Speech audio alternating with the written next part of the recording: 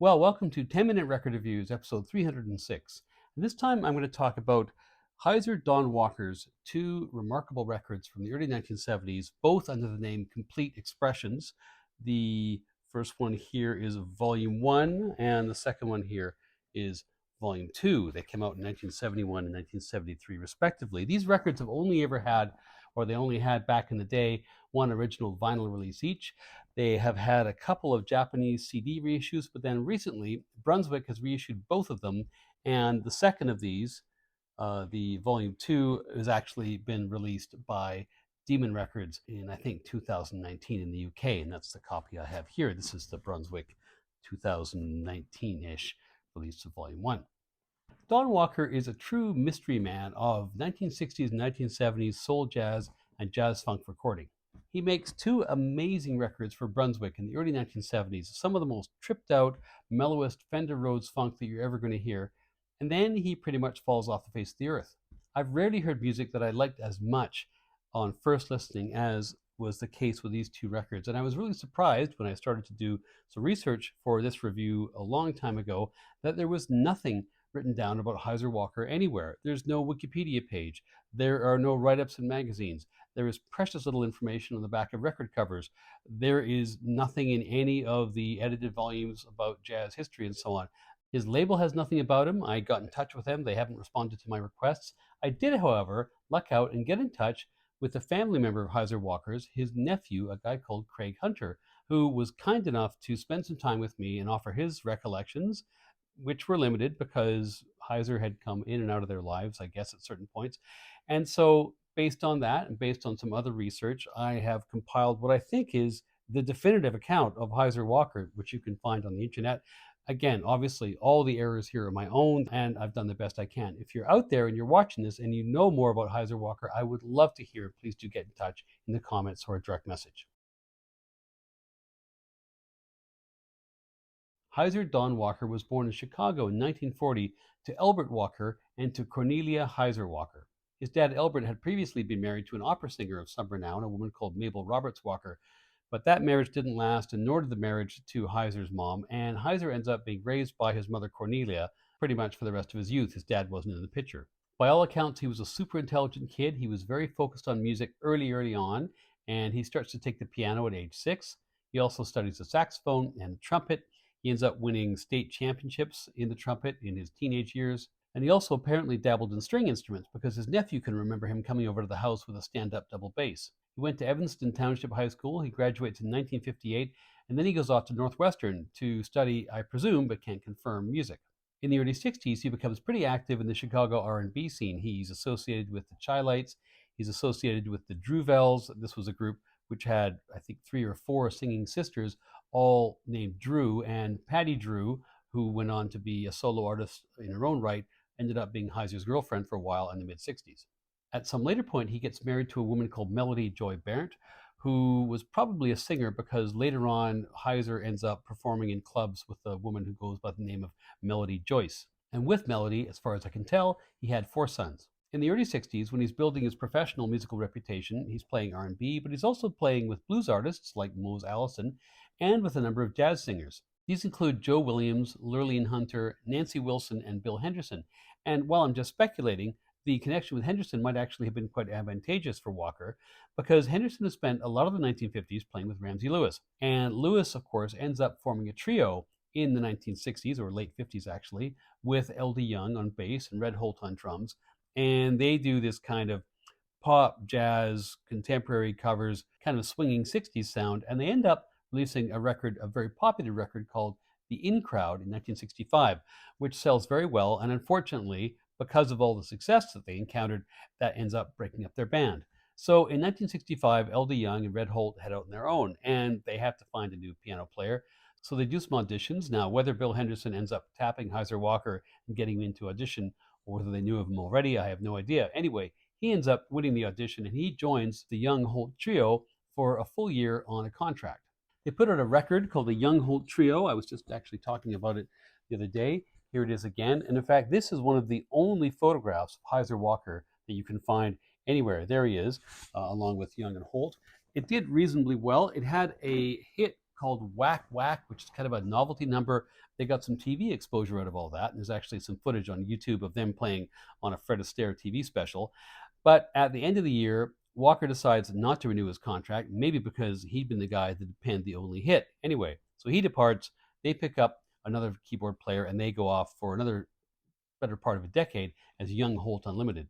As for Walker, he ends up back playing the clubs and doing some session work for Brunswick, and so he's doing session work theoretically anyway. You can't find much record of this on Discogs, but this is the understanding for people like the Chi-Lites, for Jackie Wilson, and for Barbara Acklin. And actually, Barbara Acklin is an interesting case because she had a single called Am I the Same Girl, which in theory was played by the Young Holt trio, by Young and Holt and by Hysear Walker before he split. It then had vocals put on top of it, and that's the Acklin version. But when the vocals are stripped out, that version is then released as Soulful Strut, and that becomes Young Holt Unlimited's biggest hit.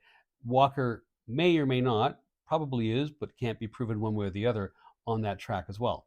As the late 60s draw to a close, Walker's own playing, which has always been R&B influenced, is getting infected with the funk, and he forms his own band somewhere in and around 1970 called Complete Expressions. He soon starts to tour with this group, and he's clearly stepping forward in his sound from that sort of swinging 60s pop influenced music that he was doing with Young and Holt and that they were doing with Ramsey Lewis, and towards something which is much groovier, much sultrier, and much funkier.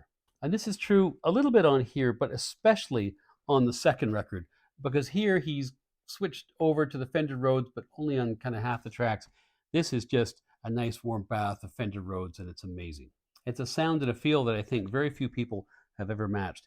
What isn't clear is whether he gets a record deal first and then puts a band together and kind of tours, or whether the band preceded the record deal. I kind of suspect the latter because his sound is a real evolution and he only would have gotten that with a full band, but there's nothing definitive. Anyway, what we do know is that Brunswick dug this sound and signs him to a 2-record deal in or around 1970. Volume 1 is made at Brunswick Studio in Chicago sometime in late fall of 1970, and it's released in early 1971. There's not a ton of information about the personnel in this record or the making of the record. Walker himself gets a credit. Willie Henderson, who is a regular producer of soul, jazz, and R&B for Brunswick, is the producer. But other than that, the liner notes and the internet is pretty much silent as to who's on this date. There's a lot more information on the back of the second record, which is made in 1973, as I was saying, and is produced by a guy called Raymond Haley, who actually was not regularly a producer. He was far more often a writer and a composer and an arranger. However, the change in producer really doesn't matter because both of these records are produced fabulously. They have an amazingly big, fat, juicy bottom end, and they're produced as if they're a really stellar Jamaican pressing of a fantastic roots reggae record from 1975. On that second record, which I should just grab here, Walker is joined by a list of folks that we are told about, and those include Mark Ellicott on electric bass, Donald Taylor on percussion, Richard Jake Jacobs on congo. Well, actually, it should be congas, not Congo, although maybe he is playing the country. And special thanks, and this is a real curveball, to Cy Toof on harmonica. Now, Cy Toof, if you know much about West Coast jazz, was an early leader for Pacific jazz, and he has a jazz octet recording sometime around 1955 or 56 for Pacific jazz. Since then, things, I guess, hadn't worked out in California. He'd moved back to Chicago, and through the 70s, he's doing session work on various instruments. He played all kinds of different things. He's also on another stone cold early 70s soul classic, which is Donny Hathaway's Everything is Everything. To support these records, Walker then goes out touring for what appears to be kind of the last time across the United States. He plays the Playboy Club in Chicago. He plays the Nightingale Club in LA. He plays the Senate Lounge in Denver. He even plays a whole series of university campuses, at least one of which confirmed as the University of Wisconsin. And then about 1975, nothing, at least in terms of anything further in terms of a recording career.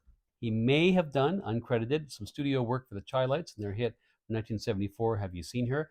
But otherwise, all you can find are a few references to gigs kind of diminishing importance as time goes by. In 1978, he does open for Dave Brubeck at Governor State University. There he appears with a full quintet with Melody Joyce, whom I presume was his wife, on vocals. And after that, he's really just playing around the Chicago area in the 1980s.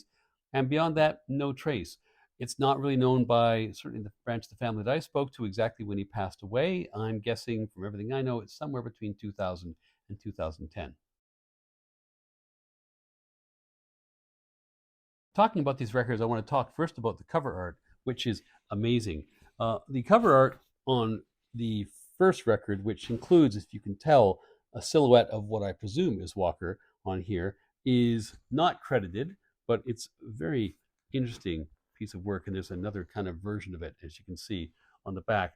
The cover art on the second record is, I think, even more interesting. There's a real kind of Bitches Brew vibe to this. This, of course, was 1973.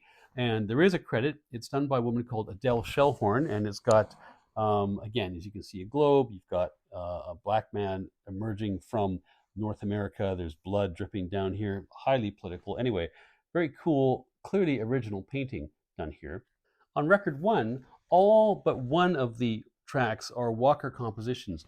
This record, I would say, approaches greatness, but doesn't quite achieve it. There's a mixture of acoustic and electric piano tracks on here. The electric piano tracks, I'd say, are clearly the best. The highlights of side one include the sweet, funky gospel of I Used to Be and Interface. Now, Interface is reprised on the second record. Here, as on the second record, it's got this incredible killer hook in the middle of it. It's kind of a stop-start thing on the piano, which you just can't forget once you heard it. And side two, the real winner on this record, is a really tremendous cover of the Beatles' Dear Prudence. Now we turn to volume two, and on this record, the funk dial has been turned to occupy.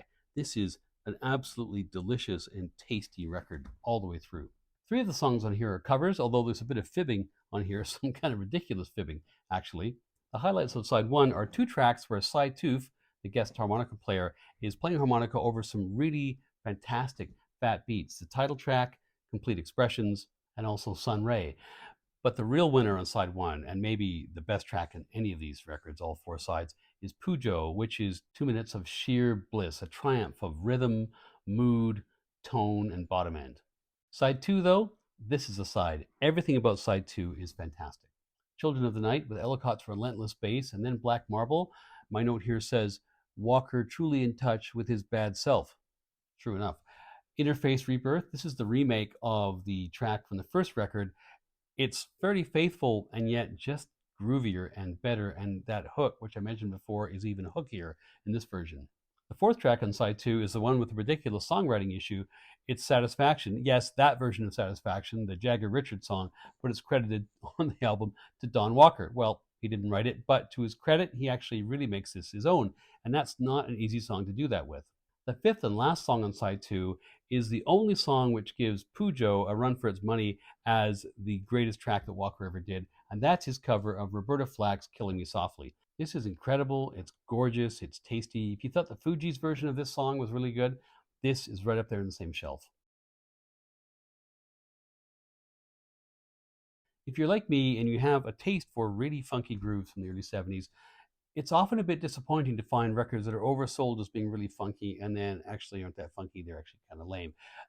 That is not the case here. This is the real deal. Hysear Walker, for the most part, only left faint footprints in the sand of musical history, but here, and particularly on Volume 2, we have a really well-established, fossilized footprint of some of the most all-in, funkiest jazz of the early 70s.